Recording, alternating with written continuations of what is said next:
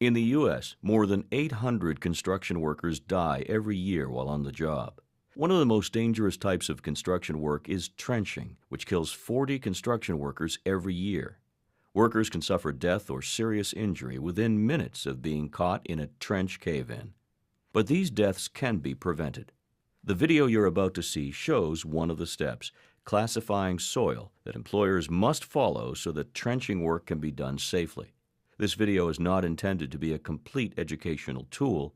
Instead, it is meant as an introduction for people who want to know more.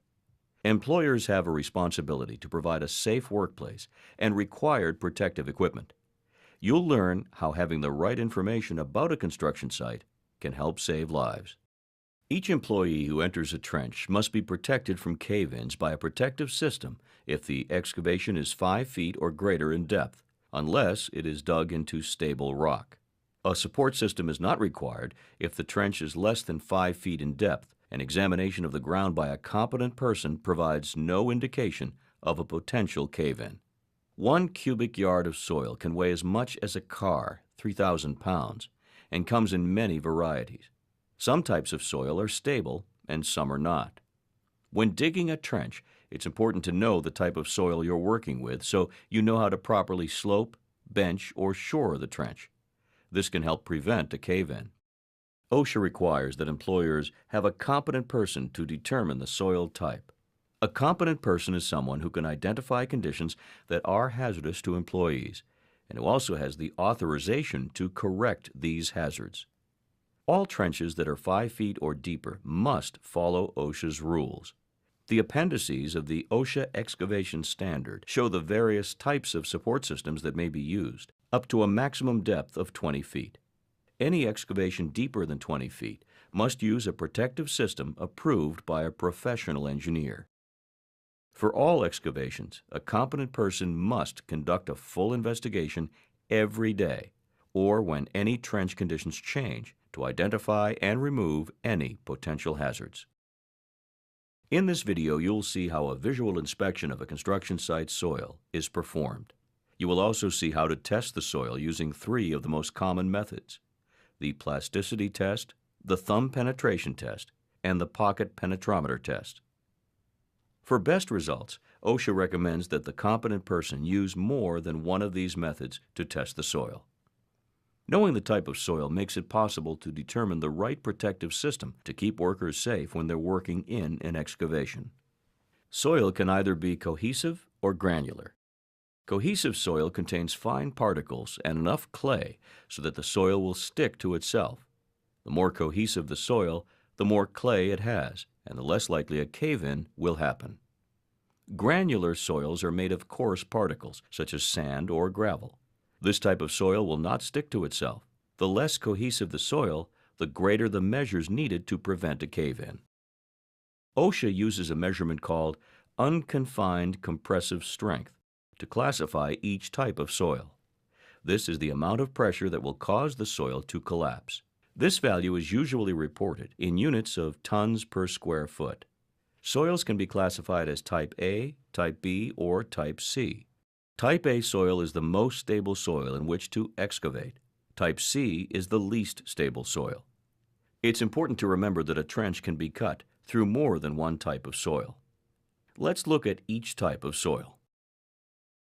Type A soil is cohesive and has a high unconfined compressive strength, 1.5 tons per square foot or greater. Examples of Type A soil include clay, silty clay, sandy clay, and clay loam. Soil cannot be classified as Type A if it is fissured, if it has been previously disturbed, if it has water seeping through it, or if it is subject to vibration from sources such as heavy traffic or pile drivers. Type B soil is cohesive and has often been cracked or disturbed, with pieces that don't stick together, as well as Type A soil. Type B soil has medium unconfined compressive strength, between 0.5 and 1.5 tons per square foot. Examples of Type B soil include angular gravel, silt, silt loam, and soils that are fissured or near sources of vibration, but could otherwise be Type A. Type C soil is the least stable type of soil. Type C includes granular soils in which particles don't stick together, and cohesive soils with a low unconfined compressive strength, 0.5 tons per square foot or less. Examples of Type C soil include gravel and sand. Because it is not stable, soil with water seeping through it is also automatically classified as Type C soil, regardless of its other characteristics. Before testing the soil, it's useful to perform a visual test of the construction site. This will help determine if there are factors on site that will lower the strength of the soil. Here are some observations to make when performing a preliminary visual test of the soil around an excavation site. First, as the soil is being excavated, does it come out in clumps or is it granular? Clumps mean that the soil is cohesive. Are there sources of vibration near the excavation? Are there signs of previously disturbed soil, such as utility lines? Are there signs of water seeping through the soil? Is the soil fissured?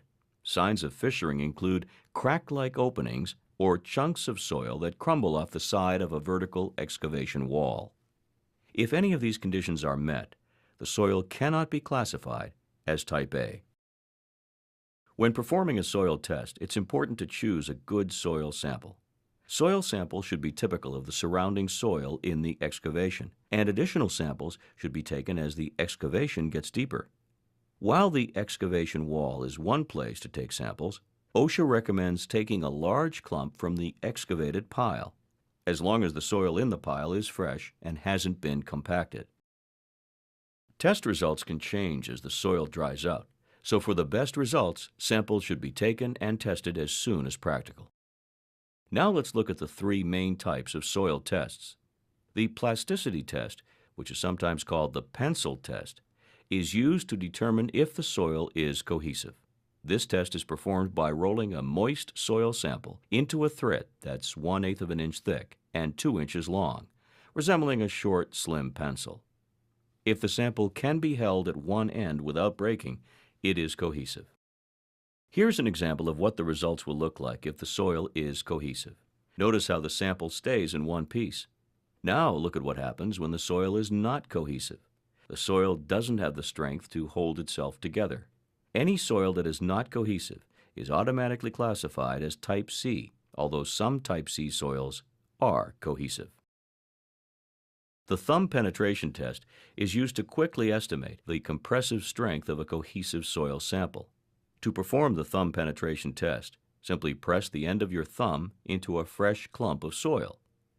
If the soil sample is Type A, your thumb will only make an indentation in the soil with great effort, as you can see demonstrated here. If the soil sample is Type B, your thumb will sink into the soil up to the end of your thumbnail, just like this. If the soil sample is Type C, your thumb will sink all the way into the soil clump, as you can see here. Your results for this test will probably be somewhere in between these results. For a more numeric measurement, the pocket penetrometer test can be used. A soil's compressive strength can be given a numeric value by using the pocket penetrometer test. There can be some variability in these results, so it's a good idea to run this test on a few soil samples from the same part of the excavation, just to make sure your results are consistent. A pocket penetrometer works much like a tire pressure gauge. A thin metal piston is pushed into a soil sample, and the penetrometer records the compressive strength of the soil. Be sure that the scale indicator is inserted into the penetrometer body until only the 0 mark is showing. To conduct the test, push the piston into the soil until it reaches the engraved line. Then simply take the reading from the scale indicator. It's important to recognize that a penetrometer may give false results if the soil contains rocks or pebbles, which won't compress. As you can see, Type A soil will measure at least 1.5 tons per square foot. Be aware, however, that you can't classify a soil as Type A if the excavation site didn't meet all the conditions of the visual test, if it is granular, near a source of vibration, or there are signs of previously disturbed soil, water seepage, or fissured soil. For Type B soil, the reading will be between 0.5 and 1.5 tons per square foot. Type C soils are equal to or less than 0.5 tons per square foot. Let's review the main points from the video. OSHA classifies soils into three main groups: Type A, Type B, and Type C. Type A is the most stable, and Type C is the least stable soil. To determine the soil type on a construction site, there are several tests that a competent person can use. After performing a visual test, you can use the plasticity test to determine if the soil is cohesive or granular. For cohesive soil, the thumb penetration and pocket penetrometer tests help determine the unconfined compressive strength. Determining the type of soil on a site will help a competent person decide which methods of sloping, benching, or shoring are needed to prevent cave-ins and keep workers safe. For more information, visit the OSHA website at www.osha.gov, where you can read the OSHA Excavation Standard, or use OSHA's Construction e-tool for trenching and excavation. You can also contact OSHA at 1-800-321-OSHA. That's 1-800-321-6742.